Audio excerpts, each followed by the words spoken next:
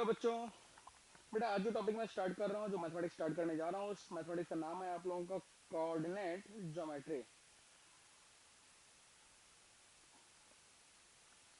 बेटा ये मैथमेटिक्स काफ़ी इंपॉर्टेंट है। जो बच्चा 10th करके तुरंत 11th में मूव करते हैं उनके लिए भी उनके लिए ये मैथमेटिक्स आप इजी रहेगा, समझ सकते हैं, क्योंकि आप लोग क्लास 10th में कोऑर्डिनेट ज्योमेट्री थोड़ा पढ़े हो, बेसिक इन्फॉर्मेशन आप लोगों के पास होती है।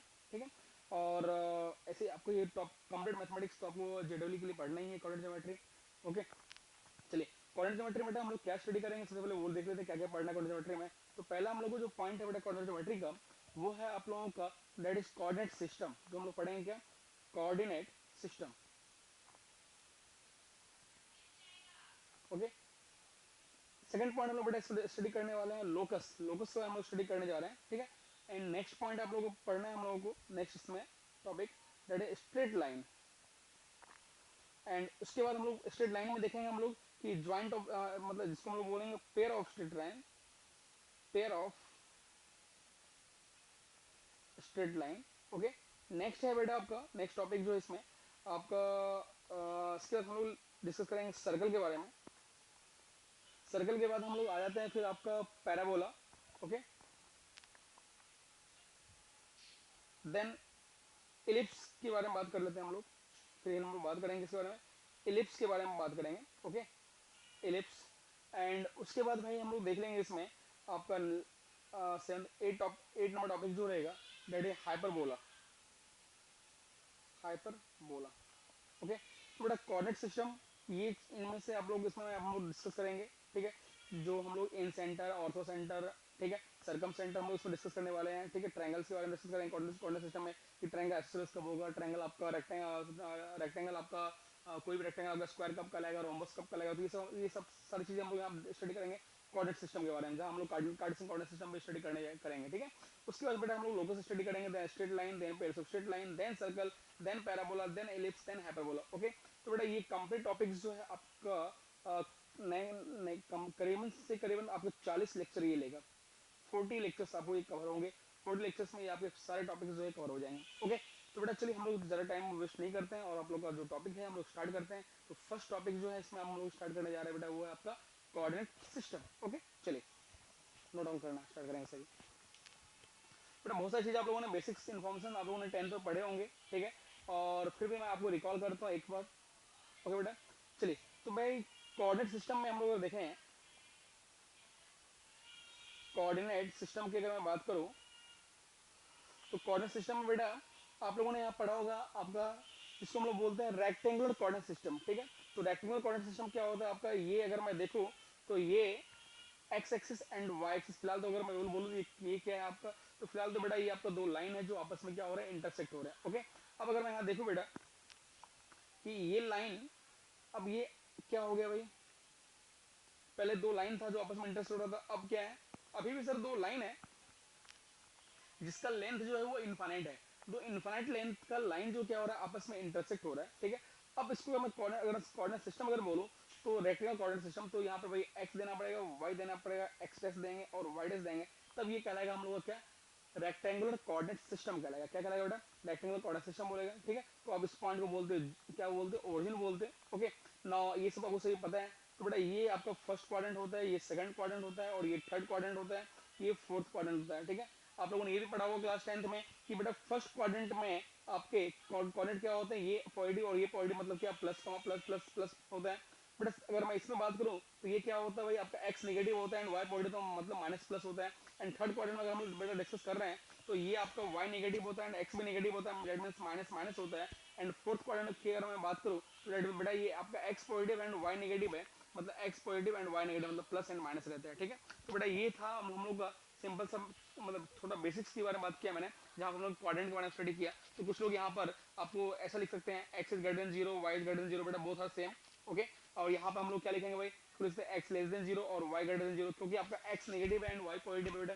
यहाँ पर अगर मैं देख लूँ तो भाई एक्स लेस देन बोलना पड़ेगा एंड वाई लेस देन बोलना पड़ेगा, क्योंकि आपका एक्स भी नेगेटिव एंड वाई भी नेगेटिव है। और अगर मैं फोर्थ क्वाड्रेंट की अगर मैं बात कर रहा हूँ भाई, तो एक्स जो है बेटा आपका क्या पॉजिटिव है ना, तो एक्स आपका ग्रेटर देन जीरो होता है और वाई क्या होगा बेटा आपका लेस देन जीरो होगा। ठीक है, तो बेटा इस ये आपका क्या है आपका, हम लोगों ने क्या डिस्कस किया, रेक्टेंगुलर कोऑर्डिनेट सिस्टम के बारे में डिस्कस किया। बेसिक चीजें जहाँ पे आप लोगों ने 10th में पढ़ा होगा या 9th में पढ़ा होगा कि पॉइंट को प्लॉट करना, ठीक है। अगर अपने को दिया है 2 एंड 3 अगर कोऑर्डिनेट दे रखा है तो भाई इसका मतलब क्या हो रहा है, एक्स में हम लोग कितना मूव करेंगे, टू टू यूनिट मूव करेंगे एक्स साइड में, एंड वाई में कितना मूव करेंगे, 3 यूनिट मूव करेंगे, ठीक है। तो ये सब बच्चों वाला खेल आप लोगों ने ऑलरेडी पहले किया हुआ है, ठीक है। तो ज़्यादा टाइम वेस्ट ना करें इन चीज़ों में। तो बेटा इसके बाद हम लोग और क्या देखने वाले हैं, हम लोग देखने वाले बेटा कि डिस्टेंस फॉर्मूला के बारे में हम लोगों ने डिस्कस किया था क्लास 10th में। ओके, डिस्टेंस फॉर्मूला, तो जिनको नहीं पता होगा बेटा एक बार फिर से यहाँ देख लेंगे सभी। डिस्टेंस फॉर्मूला हम लोगों ने प्रूफ भी किया था, डिस्टेंस फॉर्मूला। ओके बेटा, डिस्टेंस फॉर्मूला अगर मैं बोलूँ कि भाई कोई पॉइंट है P x1 y1 और एक कोई पॉइंट है Q x2 y2, ठीक है। फिर बेटा हम लोगों को दो पॉइंट के बीच में अगर डिस्टेंस निकालना है तो डिस्टेंस निकालने के लिए हम लोग डिस्टेंस फॉर्मूला अप्लाई किया था। क्या लिखा था भाई, पी क्यू, अगर मैं लगा पी क्यू को हम लोग अगर रिप्रेजेंट करें डी से, और डिस्टेंस जो होता है कभी बड़ा नेगेटिव नहीं होगा। जब डिस्टेंस नेगेटिव नहीं होता है तो डेट मींस हम लोग जब भी डिस्टेंस लेंगे डेट क्या यूज करेंगे, हम लोग मॉड यूज करेंगे। क्या यूज करेंगे, मॉड, ठीक है। डिस्टेंस नेवर भी नेगेटिव, कभी नेगेटिव नहीं होता है, ठीक है। तो डिस्टेंस अगर मैं डी लिया तो डी इक्वल टू हम लोगों ने प्रूफ किया था, क्या लिखा था बेटा कि y2 माइनस y1 मतलब क्या, मतलब y कोऑर्डिनेट तो y2 minus y1 plus x2 minus x1 का होल स्क्वायर देखा था। क्या देखा था बेटा कि under root over y2 minus y1 का whole square plus x2 minus x1 का होल स्क्वायर देखा था, ठीक है। तो बेटा इसी को हम लोग क्या बोलते हैं, this is the difference of what, this is the difference of abscissa and this is the difference of ordinate, ठीक है। तो अगर आपको लिखना है तो लिख सकते हो, इसी को क्या बोलते हैं भाई, ये क्या है, this is the difference of, ठीक है, डिफरेंस ऑफ ऑर्डिनेट। मतलब y को हम लोग, आपको पता है कि x को एब्सिसा बोलते हैं एंड y को क्या बोलते हैं भाई, ऑर्डिनेट भी बोलते हैं ना। तो दिस इज, ये क्या आपका डिफरेंस है, किसका डिफरेंस है बेटा, ऑर्डिनेट का डिफरेंस है। और ये किसका डिफरेंस है, this is the difference of abscissa. Okay okay, चलिए आपको पता है ये x का मतलब क्या होता है बेटा, एब्सिसा होता है, और y का मतलब क्या होता है बेटा, ऑर्डिनेट होता है। ओके, तो बेटा चले अब आगे देखते हैं। तो ये आप लोगों ने फॉर्मूला ऑलरेडी पहले डिस्कस किया है, पढ़ा हुआ है, ठीक है। P Q equal to mod D is equal to under root over y2 minus y1 का whole square plus x2 minus x1 का होल स्क्वायर। ओके, तो भाई अब इसके ऊपर हम लोग ज़्यादा वर्क नहीं करेंगे, ठीक है। कुछ पॉइंट्स होते हैं जो हम लोग प्रूफ करना है, और जैसे हम लोग वहाँ पे हम लोगों ने देखा भी था कि क्लास 10th में कि अगर हम लोगों को डिस्टेंस फॉर्मूला से हम लोग को रेक्टेंगल कोई 4 पॉइंट्स दे रखे हैं तो अपने को स्क्वायर प्रूफ करना हो या रोम्बस प्रूफ करना हो तो उसके लिए हम लोग क्या क्या प्रूफ कर सकते हैं, ठीक है। तो चले, तो पहला अगर मैं डिस्कस करूँ भाई, तो पहला पॉइंट अगर मैं यहाँ पे बताऊँ आपको कि भाई स्क्वायर के लिए, तो पहला स्क्वायर के लिए बेटा हम लोग क्या करेंगे, अगर अपने को प्रूफ करना हो बाय यूजिंग डिस्टेंस फॉर्मूला, तो पहला अगर मैं पॉइंट बात करूँ भाई, अपने को स्क्वायर प्रूफ करना है। स्क्वायर प्रूफ करना है तो स्क्वायर के लिए कंडीशन क्या क्या होना चाहिए, तो भाई प्रूफ डेट में अगर अपने को स्क्वायर प्रूफ करना है, मैं यहाँ हर चीज लिख रहा हूँ मैं, प्रूफ डेट, प्रूफ डेट में मैंने क्या बोला, पहला पहला पॉइंट हम लोगों को क्या है भाई, अगर मान लो कि अगर आपको वर्टेक्स दे रखे हैं, ठीक है, 4 वर्टेक्स दे रखे हैं और आपको क्या करना है, उसको प्रूफ करना है, स्क्वायर प्रूफ करना है। तो स्क्वायर प्रूफ करने के लिए कंडीशन क्या होना चाहिए बेटा, कि पहला चीज तो आपको ये होना चाहिए कि 4 साइड जो होना चाहिए, क्या भाई, 4 साइड्स आर इक्वल। क्या सिर्फ 4 साइड इक्वल होने से क्या मैं स्क्वायर बोल दूंगा, नहीं। और क्या बोलना पड़ेगा अपने को, डायगोनल और ऑल्सो इक्वल।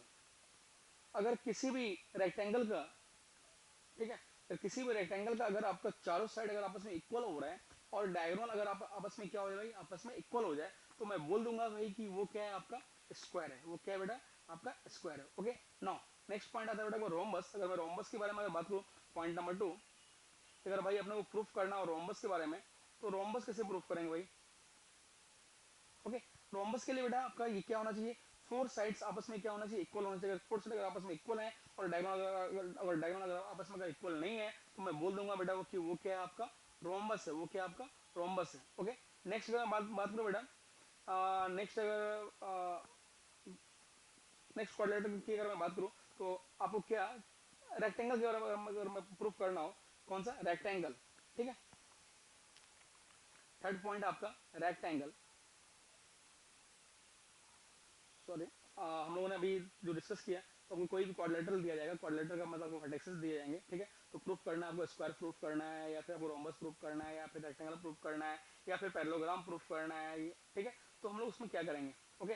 तो भाई हम लोगों ने देख लिया कि स्क्वायर के बारे में, कि स्क्वायर अपने को प्रूफ करना हो कि कोई भी क्वाड्रेटर, तो अगर अपने स्क्वायर प्रूफ करना है तो इसके लिए क्या करना पड़ेगा, चारों साइड्स आपस में इक्वल होना चाहिए एंड उसका डायगोनल आपस में क्या होना चाहिए, इक्वल होना चाहिए। तो मैं बात कर रहा हूँ रोम्बस के बारे में बात कर रहा हूँ, तो रोम्बस में क्या होना चाहिए बेटा, चारों साइड आपस में इक्वल होना चाहिए, बट डायगोनल आपस में इक्वल नहीं होंगे, ठीक है। तो अगर मैं रेक्टेंगल की बात करूँ तो भाई रेक्टेंगल के लिए क्या होना चाहिए बेटा, आमने सामने के अपोजिट साइड क्या होना चाहिए आपको, अपोजिट साइड जो होना चाहिए, अपोजिट साइड आर इक्वल, ठीक है, अपोजिट साइड इक्वल होगा and also diagonals are equal.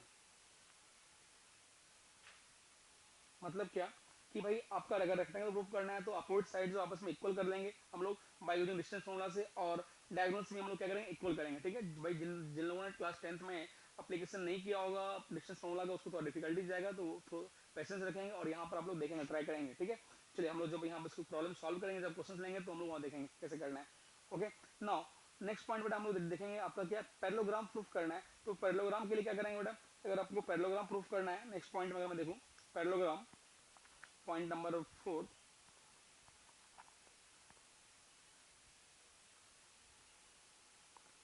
Parallelogram का अगर प्रूफ करना है तो पैरेललोग्राम के लिए क्या करना पड़ेगा बेटा, अपोजिट साइड्स को आपस में इक्वल प्रूफ कर दूं, अपोजिट साइड को क्या करना है बेटा अपने को, अपोजिट साइड को आप इक्वल प्रूफ कर देंगे, ठीक है। अगर आपका अपोजिट साइड आपस में इक्वल हो रहा है, यहाँ पर डायगोनल की बात नहीं आएगी, डायगोनल आपका यहाँ पर क्या है, अनइक्वल होगा, ठीक है। अगर आपने अपोजिट साइड को अपने इक्वल प्रूफ कर दिया तो बेटा वो पैरेललोग्राम की कंडीशंस हैं, ठीक है। अब आपका क्या हो सकता है भाई, मान लो कि पैरेललोग्राम जो है, पैरेललोग्राम जो होता है वो नॉट ए रेक्टेंगल, पैरेललोग्राम जो होता है वो एक आपका रेक्टेंगल नहीं होता है, ठीक है। तो लिख लेंगे parallelogram but not a rectangle, अगर अपने को प्रूफ करना है ऐसा क्वेश्चन, अगर ऐसा आएगा कि parallelogram but not a rectangle, तो कैसे कंडीशन देख करेंगे, ठीक है। तो इस केस में बेटा क्या करना पड़ेगा अपने को, अपोजिट साइड्स आपस में इक्वल करना पड़ेगा but diagonals are not equal, ठीक है। मतलब आपको क्या बोला गया कि पैरेललोग्राम्स है बट नॉट ए रेक्टेंगल, आपको प्रूफ करना है कि parallelogram but not a rectangle, तो उस केस में क्या करना पड़ेगा अपने को, अपोजिट साइड से इक्वल करना पड़ेगा एंड वहां पे क्या डायगोनल आपको दिखाना पड़ेगा, diagonals are not equal, okay. अगर नेक्स्ट अगर मैं बात करूं, अगर आपको कि रोम्बस के बारे में बात करो, है ना, सेम चीज में रोम्बस आपको बताया था कि रोम्बस अगर अपने को क्या बोला है कि आपको रोम्बस जो है आपको एक स्क्वायर नहीं है, रोम्बस आपका स्क्वायर नहीं है, वो प्रूफ करना है कि भाई कि आपको प्रूफ करना है कि रोम्बस के बारे में, तो क्या करना पड़ेगा भाई, आपको चारों साइड्स को आपको क्या करना पड़ेगा, स्क्वायर को मतलब क्वाड्रेंट के चारों साइड को आप इक्वल प्रूफ कर दो एंड आपका डायगोनल्स क्या करना पड़ेगा, diagonals are not equal, okay. अब भाई आपको मैं बताया था कि आपने टेंथ में पढ़ा भी था कि भाई 3 पॉइंट आपस में कोलिनियर कब होते हैं, ठीक है। तो 3 पॉइंट्स आपस में कोलिनियर कब होते हैं, तो आपको ये भी मैंने बताया था 3 पॉइंट्स कोलिनियरिटी का कि A B C 3 points are said to be collinears, A B C अगर आपस आपस में कोलिनियर है तो कब कहलाएगा बताइए, मतलब ए बी सी अगर आपका कोलिनियर कब कहलाता है, जब आपका ए बी इक्वल टू क्या हो भाई, मतलब क्या, मैं बोल दूं यहां से A C equal to A B plus B C, अगर आपका ए सी इक्वल टू आपका क्या हो A B plus sorry A C equal to अगर आपका ए बी प्लस अगर बी सी होता है तो मैं क्या बोल दूंगा भाई 3 points are said to be collinear, तो किस में क्या होता है भाई 3 पॉइंट आपस में कोलिनियर होते थे, ये हम लोगों ने पढ़ा था क्लास 10th में, हम लोगों ने सब चीज दिखा हुआ था, ठीक है। तो आप लोग को अगर लिखना है तो लिख सकते हैं यहाँ पर क्या कि for 3 points to be collinear, ठीक है, तो क्या करना पड़ेगा, sum of distance between two pair of points is equal to the third pair of points, है ना। चले ना, अब बेटा इसके ऊपर हम लोग थोड़ा कुछ क्वेश्चन देख लेते हैं, छोटे से क्वेश्चन जो है बाय यूजिंग डिस्टेंस फॉर्मूला पे। तो क्वेश्चन है आपका कि find the distance between the point, find the distance between the point A और एक पॉइंट भाई आपका बी,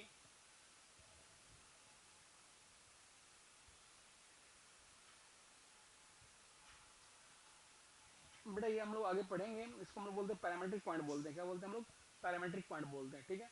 तो a T one square comma 2 a t1 और बी पॉइंट आपको दे रखा है 8t2 square comma 2 a t2, ठीक है।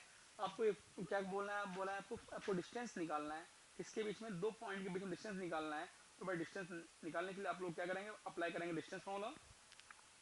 तो अगर मैं अप्लाई करता हूँ डिस्टेंस फॉर्मूला तो ए बी इक्वल टू क्या मिल जाएगा बेटा, ए बी इक्वल टू आपका आएगा under root over x2 minus x1 का होल स्क्वायर। तो x2 क्या है आपका, ये x2 है, तो मैं लिखूंगा यहाँ पर a this x2 minus x1 का whole square, plus y2 minus y1, तो y2 कितना है बेटा आपका 2a t2 minus 2a t1, तो x2 माइनस x1 का whole square plus y2 minus y1 का होल स्क्वायर। ओके, अब यहाँ से अगर मैं देखूँ तो क्या कर सकते हैं बेटा, यहाँ पर तो बताइए, अगर मैं यहाँ से a, आपको पता है अगर मैं यहाँ से a कॉमन निकाल लूँ, ठीक है, अगर मैं यहाँ से a अगर मैं कॉमन निकालूंगा तो भाई ये स्क्वायर रूट जो है आपका स्क्वायर जो है इसको छोड़ेगा नहीं, तो आपका बाहर क्या निकलेगा, आपका a स्क्वायर बाहर निकलेगा। जैसे ही भाई a स्क्वायर बाहर निकलेगा तो आप क्या बोलोगे सर कि सर यहाँ पर आपका आ जाएगा t2 square minus t1 whole square का होल स्क्वायर प्लस, अगर मैं यहाँ से भाई 2a अगर मैं यहाँ से कॉमन निकालूँ कितना 2a। ओके, तो यहाँ 2a इधर भी 2a है ना, तो मैं 2a अगर यहाँ से कॉमन निकाल रहा हूँ तो भाई बाहर जो निकलेगा आपका निकलेगा 2a का होल स्क्वायर निकल जाएगा, तो मार्केट में क्या बच जाएगा भाई t2 माइनस t1 का होल स्क्वायर बच जाएगा। ओके, नाउ अब बेटा यहाँ पता है कि this is equal to 4a square, क्योंकि 2a का स्क्वायर मतलब क्या आ जाएगा 4a स्क्वायर हो जाएगा, और ये आपका a स्क्वायर है, ठीक है। चलो तो बताओ इन दोनों से अगर मैं a स्क्वायर अगर सोचूं बाहर निकालने का, तो देखो एक काम कर लेता हूँ पहले, है ना, तो फिलहाल इसको मैं ये आपका पूरा ब्रैकेट जो है ना, ओके, यहाँ पर t2 माइनस t1 का whole square, okay okay okay, तो इसको अगर मैं ऐसा लिख दूं भाई T two square minus T one square है, तो इसको मैं दो पार्ट में डिवाइड कर सकता हूँ ना, अगर मैं इसको ऐसा लिखूं ए स्क्वायर माइनस बी स्क्वायर, ये क्या है ए स्क्वायर माइनस बी स्क्वायर है, तो भाई देखो कैसे, ये आपका ए है, ए का स्क्वायर माइनस ये बी है तो ये बी का स्क्वायर, तो ए स्क्वायर माइनस बी स्क्वायर क्या हो जाएगा बेटा आपका ए plus B into A minus B, क्या होता है आपका ए plus B into A minus B, है ना, तो ये अगर ए plus B into A minus B होगा और बाहर में क्या है यहाँ पर स्क्वायर लगा हुआ है, तो ये आपको क्या मिल जाएगा ए प्लस बी मतलब T two minus T one का whole square into A minus B मतलब T two minus T one का होल स्क्वायर। ओके, मतलब ये आपका जो था A square minus B square, इसको मैंने मतलब फॉर्मूला से ब्रेक किया, तो ए प्लस बी का होल स्क्वायर है ना इंटू ए माइनस बी का होल स्क्वायर। ओके, अब भाई यहाँ क्या हो गया आपका, अब स्क्वायर था ऐसा लिख दिया मैंने, प्लस 2a क्या मिल गया आपको भाई, this is equal to 4 square.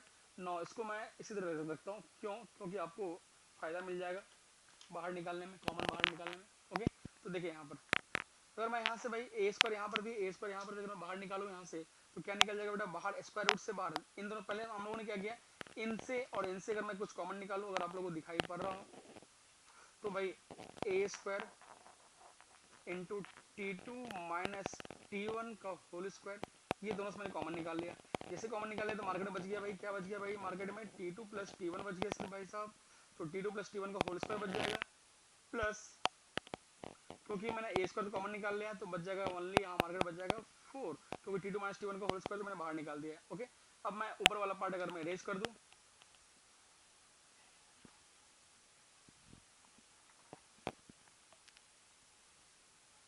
तो जरा देखें क्या भाई, यहाँ से आपका स्क्वायर रूट से बाहर निकलेगा क्या आ जाएगा, ये आपका a, ये क्या निकल जाएगा आपका a, और ये क्या मिल जाएगा बेटा आपका T two minus T one. Okay, अब ये क्या बच जाएगा आपका under root over T two plus T one का होल स्क्वायर प्लस 4। ओके, अब जरा बताओ ये अब क्या होगा, आपका डिस्टेंस, क्या मैं और इसको सिंपलीफाई कर सकता हूँ, नहीं, तो आपका डिस्टेंस फॉर्मूला क्या आ जाएगा, आपका आंसर क्या आ गया दिस, ये आपका क्या है डी, मतलब इन दोनों को अगर डिस्टेंस निकालूंगा ए और बी के बीच का, तो a t two minus T one under root over T two plus T one का whole square plus 4, this is your final answer. Okay, एक क्वेश्चन और करते हैं इसके ऊपर भाई बेटा, डिस्टेंस फॉर्मूला के ऊपर, चले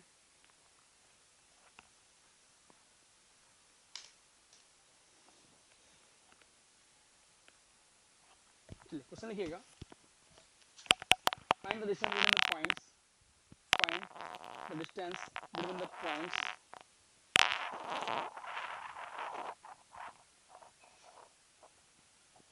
ए कॉस अल्फा ए साइन अल्फा, और एम है बेटा आपका, एम की अगर बात करें तो एम दे रखा है, और next A cos beta A sign beta. Okay, क्या दिया भाई, एक कोऑर्डिनेट दे रखा है आपको, कोऑर्डिनेट्स दिया एल दिया हुआ ए कॉस अल्फा कॉमा ए साइन अल्फा और एम दिया हुआ ए कॉस बीटा कॉमा ए साइन बीटा। तो बेटा ट्रिग्नोमेट्रिक फॉर्मूला आप लोगों को सभी को लर्न होना चाहिए, लर्न करोगे तो समझ में आएगा अच्छे से। ओके चले देखते हैं। तो भाई डिस्टेंस में अप्लाई करना है तो हम लोग लगाते हैं यहाँ पे एल एम। तो मैं एल एम लगाऊँ यहाँ पर, तो आपको पता है भाई क्या ऑर्डिनेट के डिफरेंस का स्क्वायर प्लस क्या एक्सिस का डिफरेंस का स्क्वायर होता है ना। तो चलिए पहले हम लोग यहाँ देख लें। तो यहाँ क्या x2 ये आपका x1 है, तो क्या लिखोगे a cos बीटा माइनस, इस टाइप के क्वेश्चन बेटा कभी भी जीडब्ल्यू में नहीं आते हैं, ठीक है। तो एक्चुअली आप लोगों ने अगर 10th में प्रैक्टिस कम किया हो इसलिए मैं ये करवा रहा हूँ, plus ordinate a sign beta minus a cos alpha. Okay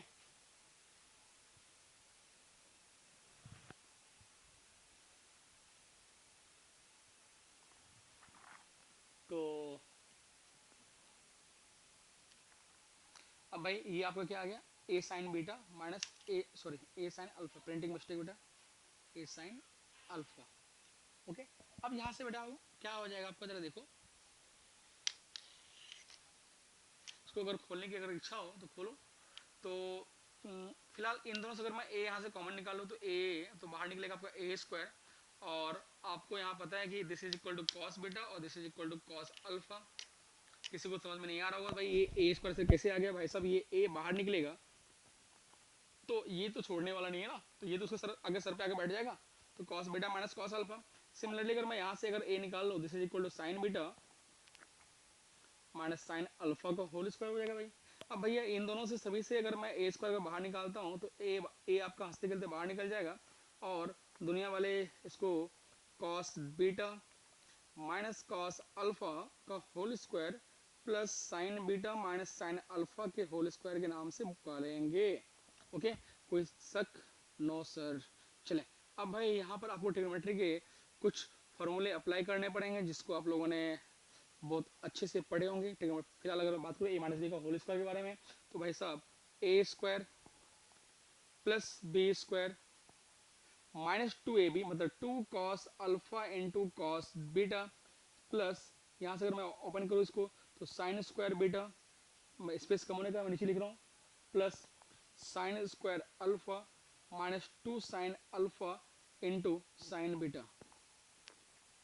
आप लोगों को समझ में आ रहा होगा, ठीक है, कि भाई साहब इन लोगों का जोड़ी जो है ऊपर वाले ने पहले से बना के भेजा हुआ है। कैसा है भाई कि sign square theta plus cos square theta, मतलब ये sign square beta plus cos square beta, beta कितना हो जाएगा बेटा 1 हो जाएगा, ठीक है। और ये cos square alpha and sign square alpha ये भी कितना मिल जाएगा आपको 1, ये 1 और ये 1 प्लस 1 कितना हो जाएगा बेटा 2 हो जाएगा, ठीक है। क्योंकि आपको फिर से बता रहा हूँ ये और ये टर्म मिलकर आपको 1 दे देगा, और ये टर्म प्लस ये टर्म मिलकर कितना 1 देगा, 1 प्लस 1 कितना मिल जाएगा 2। जैसे बेटा ये 2 मिलेगा तो मैं इस वाले पार्ट को मैं ऊपर लिख रहा हूँ, स्पेस नहीं है, तो बताएं क्या आ जाएगा भाई आपका। तो ए तो आपको ऑलरेडी पहले से बाहर है, तो 1 प्लस 1 है 2। अब भाई साहब यहाँ पर भी आपका 2 है, यहाँ पर भी 2 है, ठीक है। तो minus 2 cos alpha into cos beta minus 2 sine alpha into sine beta. अब आप लोगों को दिमाग में चल रहा होगा सर इस 2 को आप क्यों नहीं बाहर निकाल लेते, मैं बिल्कुल भाई निकालूंगा बाहर, ठीक है। अब जैसे मैं बाहर निकालूंगा आप लोगों ने फॉर्मूला पढ़ा होगा एक साइन ए प्लस बी का, ठीक है, साइन ए into cos B plus cos ए इंटू साइन बी ट्रिग्नोमेट्री में। ओके तो ध्यान देंगे 2 मैं कॉमन निकाल रहा हूँ सभी से, तो अगर मैं 2 कॉमन निकाल 2 फिलहाल मैं इनसे 2 कॉमन निकाल लेता हूँ, तो cos alpha into cos beta plus sign alpha into sine beta. बेटा क्या क्या मैंने -2 यहाँ से कॉमन निकाल लिया, और जिनको नहीं पता है वो जरा ध्यान देंगे, ठीक है। आप लोगों में कॉस ए प्लस बी सभी को पता होगा, कॉस ए प्लस बी का फॉर्मूला क्या होता है, कॉस ए into cos B minus sine ए इंटू साइन बी होता है बेटा। और कॉस ए माइनस बी की अगर मैं बात करूं तो कॉस ए into cos B plus sine ए इंटू साइन बी होता है बेटा, ठीक है। तो जरा आप ही बताएं यहाँ पर कौन सा फॉर्मूला लगेगा। तो सर क्योंकि यहाँ पर आपका प्लस साइन है तो आपका क्या लगेगा, कॉस ए माइनस बी का प्रॉपर्टी लगेगा, तो यहाँ पर लगा दो भाई। तो क्या लिखूँ मैं यहाँ से 2 minus 2 this is equal to cos A minus B मतलब cos alpha minus beta. Okay, चले छाप ले पहले इतना। ये होने के बाद फिर से अब यहाँ पर हम लोग क्या करेंगे बेटा, इन दोनों से 2 कॉमन निकाल लेंगे। जिससे मैं यहाँ 2 कॉमन निकालूंगा तो क्या मिल जाएगा बेटा आप लोगों को बताएं। 2 मैंने यहाँ से कॉमन निकाल लिया तो मिल जाएगा आपको 1 minus cos alpha minus beta, ये मिलेगा आपका। ओके, अब भाई 1 माइनस कॉस थीटा अगर मैं बात करूँ तो 1 minus cos theta equal to बेटा क्या होता है आपका, ध्यान दीजिएगा। 1 माइनस कॉस थीटा फॉर्मूला मैं यहाँ लिख देता हूँ आप लोगों को जिनको नहीं पता है। 1 minus cos theta is equal to होता है बेटा 2 sine square theta by 2। Okay, तो ए under root over 2 1 minus cos alpha means क्या हो जाएगा बेटा आपका 2 साइन स्क्वायर थीटा बाई 2। तो भाई साहब यहाँ से आपका एक 2 बाहर निकल जाएगा और एक साइन बाहर निकल जाएगा। तो भाई क्या निकल गया आपका 2a sine theta by 2। Okay, लेकिन आपका यहाँ तो थीटा तो है नहीं, क्या थीटा के प्लेस पे क्या है अल्फा माइनस बीटा। तो this is the printing mistake, alpha minus beta, alpha minus beta और again this is alpha minus beta divide by 2। Okay बच्चों, तो ये था बेटा आपका आंसर। तो इसी टाइप से हम लोग क्वेश्चंस करेंगे, ठीक है। तो फिलहाल आज हम लोग मैं आपको कुछ क्वेश्चन देता हूँ, आप लोग थोड़ा सॉल्व करेंगे और उसका आंसर बताएंगे। ओके, तो मैं आपको क्वेश्चन दे रहा हूँ। क्वेश्चन है आपका, लिखिएगा कि prove that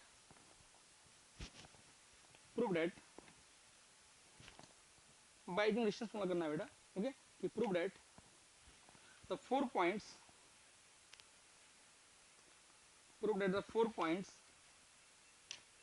0, -1, 6, 7, -2, 3 and 8, 3 are the vertices of a rectangle. मतलब आपको ये प्रूफ करना है कि ये 4 पॉइंट्स जो है आपको रेक्टेंगल के वर्टाइसेस हैं। तो भाई आप लोगों ने बताया था कि मान लो, अगर आपको मैं हिंट देता हूँ आप लोग कैसे सॉल्व करना है, कि मान लो भाई एक पॉइंट आपका ए है, बी है, सी है, डी है। ओके, तो आपको ए का कोऑर्डिनेट कितना दिया बेटा 0, -1 और बी का कोऑर्डिनेट कितना दिया 6, 7 और सी का कितना दिया आपका -2, 3 और डी दिया आपका 8, 3 ऑलरेडी यहाँ पे लिखा हुआ है। ओके, अब भाई अगर अपने को प्रूफ करना है रेक्टेंगल के बारे में, क्या प्रूफ करना है आपको, रेक्टेंगल प्रूफ करना है। तो रेक्टेंगल प्रूफ करने के लिए आपको मैंने बताया था कि जब भी आपको ऐसा कुछ क्वेश्चन दिया जाए जहाँ पर आपको क्या प्रूफ करना हो कि रेक्टेंगल, तो रेक्टेंगल क्या होता है बेटा, आमने सामने का साइड आपस में इक्वल होना चाहिए। तो भाई आपको आप प्रूफ कर देना AD equal to BC by using distance formula से and AB equal to BD। Okay, तो आपको पहले ये और ये आपस में इक्वल प्रूफ करना है और ये आपस में इक्वल प्रूफ करना है। ये जब हो जाएगा तो भाई इतना करने से आपका रेक्टेंगल प्रूफ नहीं होगा।